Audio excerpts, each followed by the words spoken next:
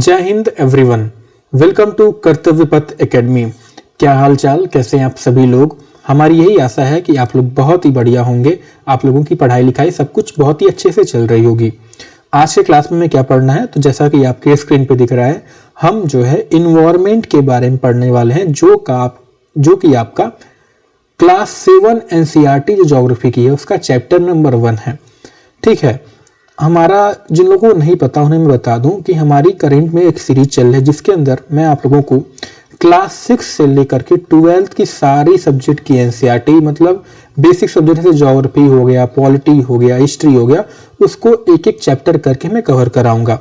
Starting में plan तो जब मैंने ये सीरीज स्टार्ट किया था ये था कि हम इसे सीटेट पेपर 2 स्पेसिफिक के अकॉर्डिंग पढ़ने वाले थे, जिसमें मैं आप लोगों को 6 से लेके 8 तक की एनसीईआरटी पढ़ाने वाला था। बट हमारी क्लास जो थी वो लगातार हो नहीं पाई एंड कल के डेट जो है कि 5 फरवरी को हमारी कोर्स कंप्लीट होने वाली थी। बट जैसे मैं बता रहा हूँ कि हमारी कोर्स कंप्लीट नहीं हो पाई, टाइम से बीच में हमारी क्लास नहीं हो पाई थी। इस कारणवश मैंने अभी डिसाइड किया है कि हमारी जो कोर्स होगी वो पूरी 6 से लेकर 12 एनसीईआरटी तक चलती जाएगी। ऑलराइट, सो आई होप ये छोटा सा इन्फॉर्मेशन आपको देना था, ज़्यादा समय मैंने नहीं लिया होगा। और बिना किसी देरी के हम लोग शुरू करते हैं अपने क्लास को।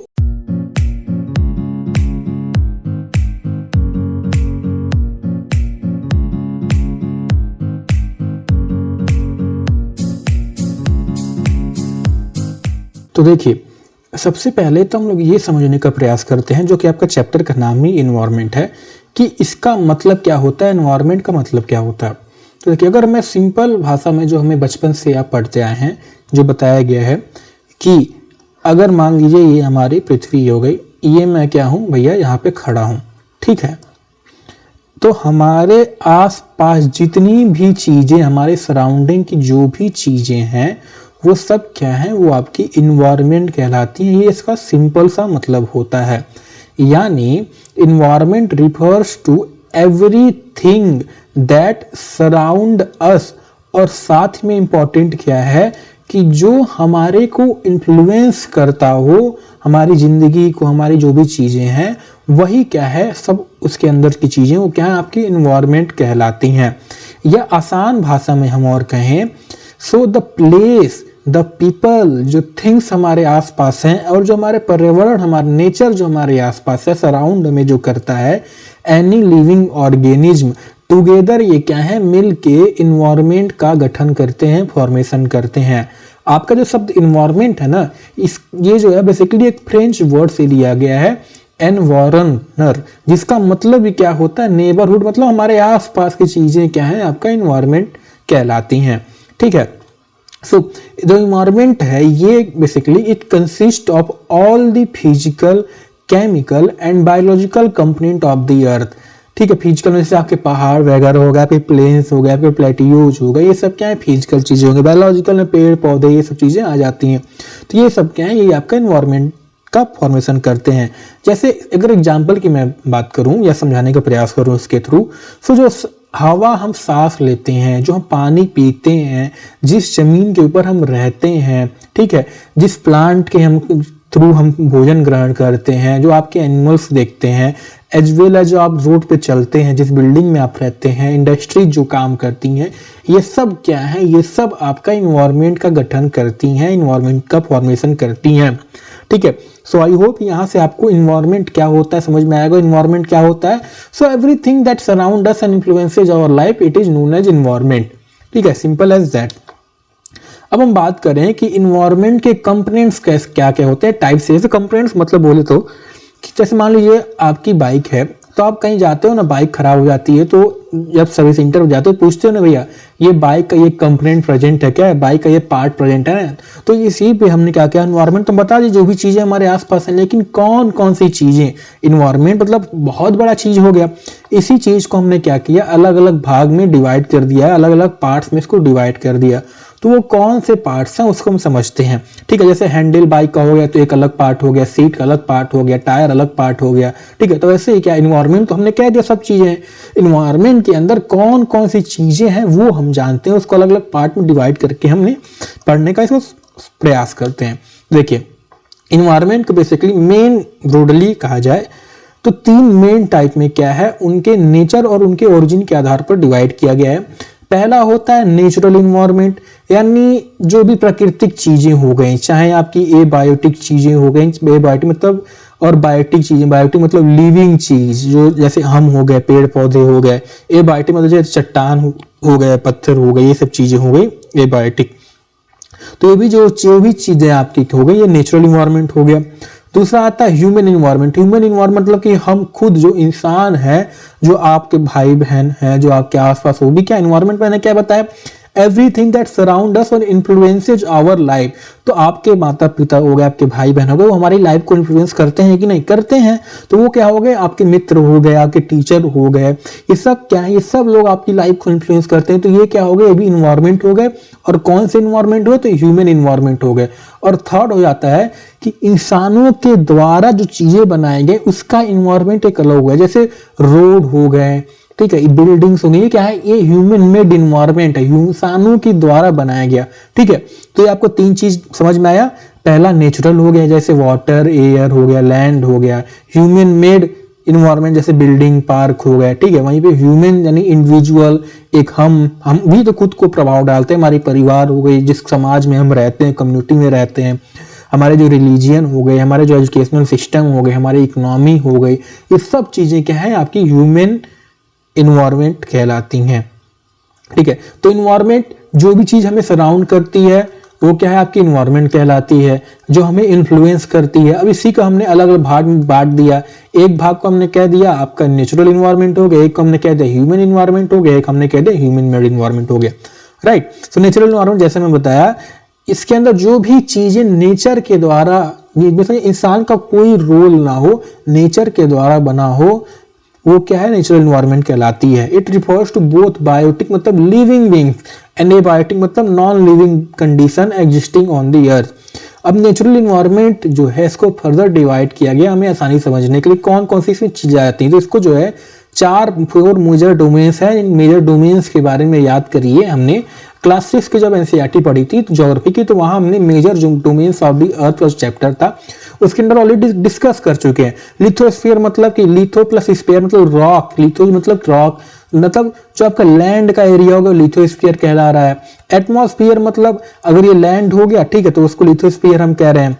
राइट, उसके बाद आपका जो पानी वाला रीजन हो गया, ठीक है, आपका जो पानी वाला रीजन हो गया, उसे हम क्या कह रहे हैं, ठीक है, उसे हम क्या कह रहे हैं, उसे हम हाइड्रोस्फीयर कह रहे हैं, हाइड्रोस्फीयर। ठीक है, पानी जरूरी नहीं कि आपका जो नदी का पानी हो वही पानी हो जाता है। ठीक है, आपकी ग्राउंड वाटर भी हो गए, आपकी हवा जो है उसके अंदर भी कुछ हम सुनते हैं ना कि हवा में एक बहुत ज्यादा नमी है। आसपास अपने बड़े बुजुर्गों को सुना होगा आपने कहते कि आज हवा में बहुत नमी है। ठीक है, तो नमी मतलब क्या कि आज हवा में थोड़ी पानी, वाटर वेपर जिसे कहा जाता है, वाटर वेपर के फॉर्म में, वो भी क्या हाइड्रोस्फीयर के अंदर आती है। ठीक है, तो पानी की चीजें सब आपकी हाइड्रोस्फीयर हो गई। तो बचा क्या, लैंड हो गया, आपका हाइड्रोस्फीयर हो गया, बचा क्या, आपका हवा बचा। तो हवा की चीजें जो क्या हो गया, एटमॉस्फेयर कहलाती हैं। अब इन तीनों को मिला के, जैसे मैंने क्या कहा, ये लिथोस्फीयर लैंड का एरिया हो गया। ठीक है, ये क्या कहा मैंने, ये आपका हवा का एरिया हो गया। ठीक है, और ये मैंने क्या कहा, आपका हाइड्रोस्फीयर का। तो एक कॉमन एरिया तो होगा जहां ये तीनों आके मिलते होंगे। ठीक है, ये कॉमन तो एरिया होगा। तो इन तीनों कॉमन एरिया को मिला के क्या कहा जाता है, आपका बायोस्फीयर कहा जाता है। ठीक है, क्या कहा जाता है, तो जहां लाइफ एग्जिस्ट करती है वो बायोस्फीयर। अब आप केवल लैंड के भरोसे तो रह सकते, आपको पानी भी चाहिए जीने के लिए, आपको हवा भी चाहिए। राइट, आप केवल पानी में तो रह नहीं सकते, आपको क्या है, हवा चाहिए सांस लेने के लिए। आप हमेशा तैरते तो रहोगे भैया, मछली तो है नहीं, हम लोग इंसान हैं आखिर। ठीक है, तो इन तीनों जहां मिलती हैं वो आपकी बायोस्फीयर, मतलब तीनों चीजें हमें क्या है, जरूरी है। ऑलराइट, तो लिथोस्फीयर जैसे बताया कि जो आपका सॉलिड क्रस्ट ऑफ द अर्थ यानी धरती हो गया, जो रॉक हो गया, जिस पे आप खड़े हैं, वो लिथोस्फीयर कहलाता है। ठीक है, उसके फर्दर आपके और भाग होते हैं जिनके बारे में सेकंड चैप्टर में आज पढ़ेंगे, आज नहीं अगले क्लास में पढ़ेंगे। Alright, so it include both the continental and land surface. यानी अब देखिए ये क्या हो गया आपका, हम जानते हैं कंटिनेंट मतलब जो लैंड सरफेस हो गया, ओशियन मतलब कि ओशियन का जो सरफेस हो गया। अब मैं कहूं कि जब ओशियन का पानी हटा दूं तो ओशियन पानी पूरी तरह से पी जाऊं मान लो, ठीक है, या पूरा पी गया पानी, तो नीचे क्या बचेगा, नीचे तो आपका लैंड ही तो आएगा भैया। जमीन, पानी जो है वो हवा में तो टिका नहीं हुआ, किसी जमीन पे टिका हुआ ना, तो जिस जमीन पे टिका हुआ उसे हम कहते हैं ओशियन फ्लोर, और बाकी आपका कंटिनेंटल वाला कंटिनेंट का एरिया होगा। ठीक है, तो यही दिया है यहाँ पे, it include both continent as well as ocean floor. ठीक है, अब इसके अंदर वेरियस लैंडफॉर्म, ये भी हमने क्लास 6 में डिस्कस किया था। ठीक है, माउंटेन हो गए, प्लेटियोज हो गए, प्लेन्स हो गए, जिसे मैदानी क्षेत्र कहा जाता है। ठीक है, ये क्या करते हैं, they provide land for settlement, agriculture, mineral. इसी तरह से हाइड्रोस्फीयर मतलब सारा वाटर बॉडीज आपकी हो गई हाइड्रोस्फीयर, चाहे आपके ओशियन ले लीजिए, सी ले लीजिए, रिवर ले लीजिए, रेक्स ले लीजिए, ग्लेशियर ले लीजिए, अंडरग्राउंड वाटर ले लीजिए, आप वाटर वेपर ले लीजिए, सब क्या हाइड्रोस्फीयर का हिस्सा है। ठीक है, वहीं पे आता है आपका एटमॉस्फेयर। एटमॉस्फेयर मतलब कि बाकी बचा है क्या भैया, जो भी आपकी हवा हो गई सब आपका एटमॉस्फेयर का हिस्सा हो गया, जिनके अंदर आपकी वेरियस गैसेज भी आ गई। ठीक है, वाटर वेपर वैसे मेनली आपका हाइड्रोस्फीयर है, उससे फर्क नहीं पड़ता। ऑलराइट, एटमॉस्फेयर में भी आ सकता है या हाइड्रो, क्योंकि वाटर वेपर एक तरह से हवा भी है प्लस आपको वाटर भी है। ऑलराइट, फिर आपकी वेरियस गैसेज हो गए, डस्ट पार्टिकल्स हो गए, ये सब क्या है आपके एटमॉस्फेयर का हिस्सा हो गए।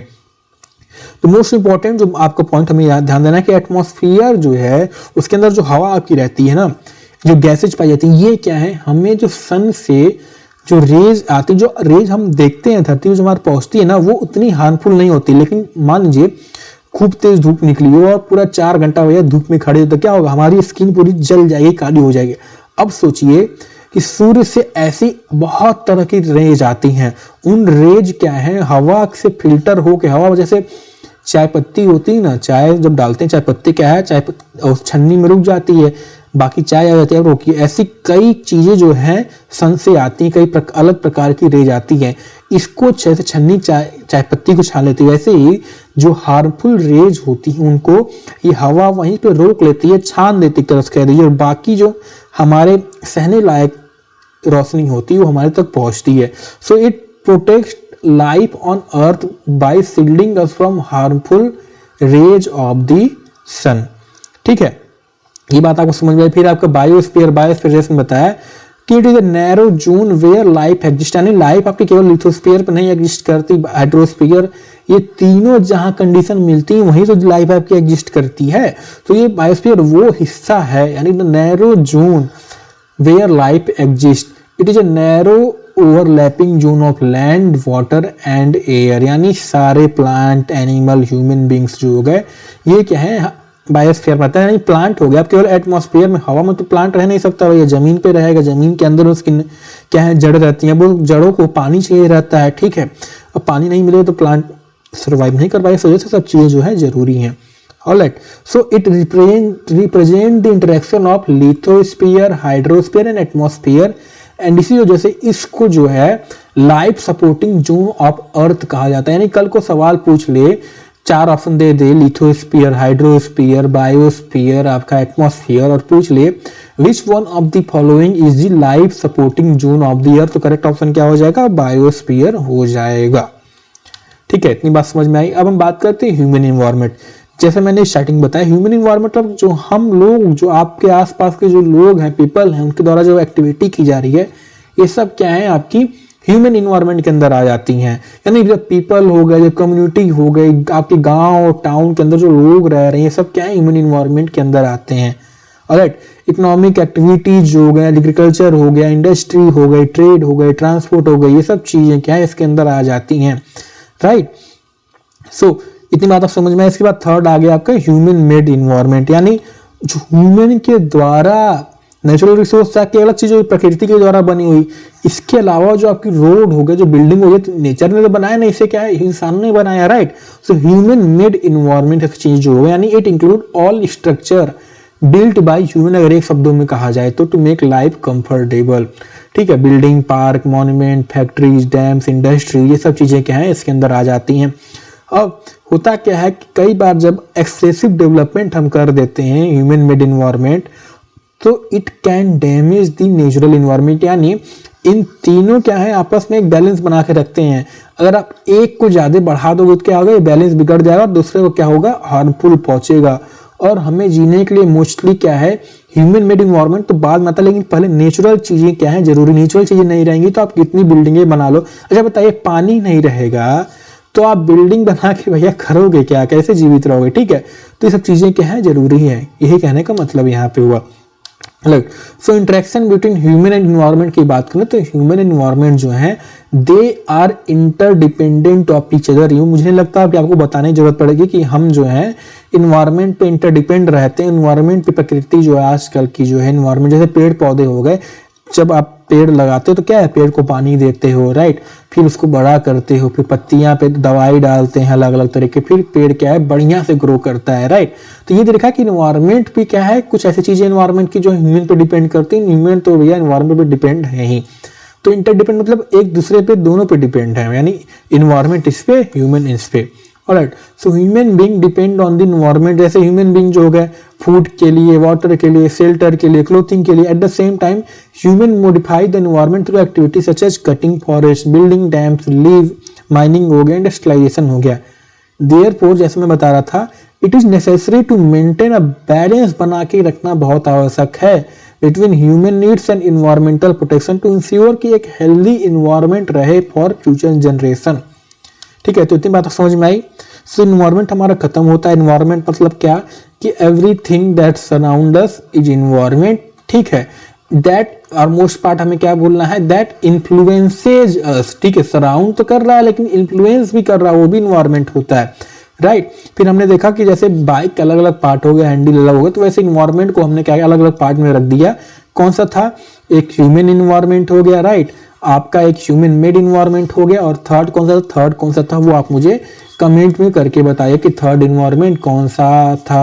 ठीक है, की बात आपको समझ में आई। ऑलराइट, अब हम बात करते हैं इकोसिस्टम की। इकोसिस्टम क्या, इन्वायरमेंट एक बड़ा हो गया, इकोसिस्टम का एक छोटा उसी का हिस्सा इकोसिस्टम हो जाता है। लेकिन ये होता क्या है, तो देखिए all plant animal and human being, हम जानते हैं ये क्या है, हम क्या है अपनी इमीडिएट सराउंडिंग जो भी आसपास की चीजें हो गई उस पे क्या है सर्वाइवल के लिए डिपेंड करते हैं। एट द सेम टाइम हम क्या है एनिमल ह्यूमन बीइंग पे डिपेंड होते हैं, तो ह्यूमन बीइंग एनिमल पे डिपेंड होते हैं मीट्स के लिए, ठीक है, दूध के लिए, मिल्क हो गए। तो वही लिखा है कि at the same time they are interdependent on one another. So ये जो क्लोज रिलेशनशिप है एमंग लिविंग ऑर्गेनिज्म के बीच का, बिटवीन लिविंग ऑर्गेनिज्म और उनके सराउंडिंग का, यही क्या है आपका एक इकोसिस्टम का गठन करता है। ठीक है, ये जो क्लोज रिलेशनशिप जब हम इंटरेक्ट कर रहे हैं, यानी अगर आप अपने कमरे में बैठे हो तो आपका पूरा आसपास सब एरिया एक, फिर आप क्या कर रहे हैं, मैं जैसे मैं पढ़ा रहा हूँ लैपटॉप के साथ, तो क्या होगा एक इकोसिस्टम, हमारे कमरा क्या हो गया एक इकोसिस्टम हमारा हो गया, यानी it is community of living organism such as plant, animal and human being interacting with non-living component of their environment such as air, water, soil and sunlight within a particular area। यानी एक particular में कमरे का हमारा जो ecosystem होगा अलग होगा, कमरे के बाहर में जाऊंगा इकोसिस्टम अलग होगा। तो वैसे जैसे पहाड़ी का क्षेत्र पूरा आपका क्या है, जैसे मान लीजिए भारत क्या है पूरा एक इन्वायरमेंट हो गया मान लीजिए, ठीक है। अब यूपी का इकोसिस्टम हमारा अलग हो गया, गुजरात का रहने का तरीका कुछ अलग होगा, आपका पहाड़ों में जो लोग रह रहे होंगे उनका इकोसिस्टम थोड़ा अलग होगा। तो वही यहाँ पे कहना चाह रहा है, ठीक है, यानी simple word living plus non living उनका इंटरेक्शन होकर इकोसिस्टम फॉर्मेशन करता है। जैसे आपका एक रेन फॉरेस्ट का अलग इकोसिस्टम, डिजर्ट इकोसिस्टम हो गया, ग्रासलैंड का इकोसिस्टम हो गया, माउंटेन का हो गया, रिवर का हो गया, लेक का हो गया, ओशियन का हो गया, स्मॉल एज पाउंड, ये सब चीजें मिलकर क्या है आपका एक इन्वायरमेंट कहला रही हैं। ठीक है, तो सिंपल सी बात आपकी यहाँ पे है। कई लोग क्या है भैया हमें जो है इकोसिस्टम इन्वायरमेंट समझ नहीं आता, भैया समझना क्या है, सिंपल सी बात आपकी ये है।